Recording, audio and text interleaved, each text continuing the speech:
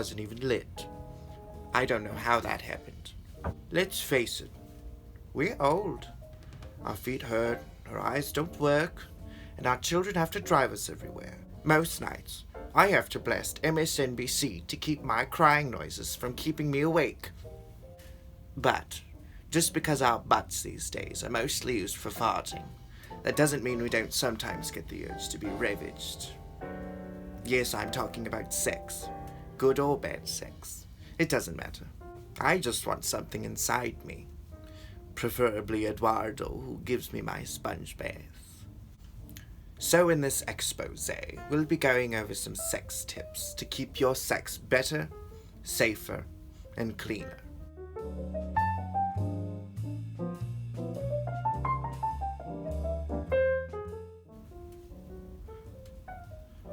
Tip number 1 is how to find a man. Let's face it, you want someone with a big dick. I've found that by faking blindness, you can fall into them and then reach down and you'll be able to tell.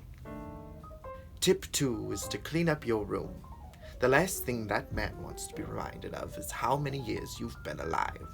So take down those pictures of your grandchildren and turn off Bob Hope. It's very important to establish a connection with your lover. I have taken the duty of creating a couple questions you can ask them depending on their age. If you don't know their age, just guess. If they're between the ages of 18 and 25, you can ask them how many Instagram followers they have. Or you can ask them about Billie Eilish, or what their favorite Avenger is. Mine is Iron Man.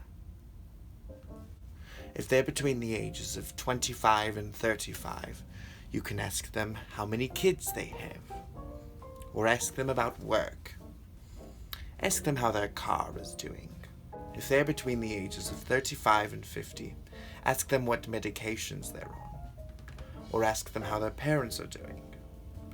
Or ask them what their favorite grocery store is. If they're between the ages of 50 and 70, ask them where it hurts.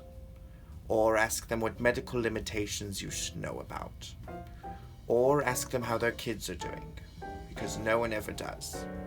If they're over 70, show them the door, because they won't remember where it is when they want to leave. I've found that younger men enjoy making love to Kesha.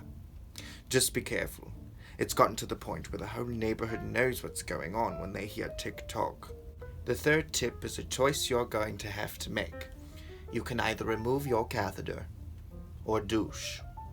Now, during freaky time, remember, you're no Ginger Rogers anymore. So there's some things you need to be mindful of.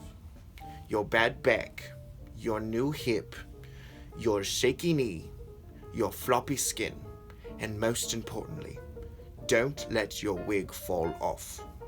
If you've survived the night, see if you can make him stick around and make you breakfast. Just tell him to stick to Jell-O. Alright, that's all for today. If you will please excuse me, I have some things I need to get done. Yes, Eduardo, the door's open.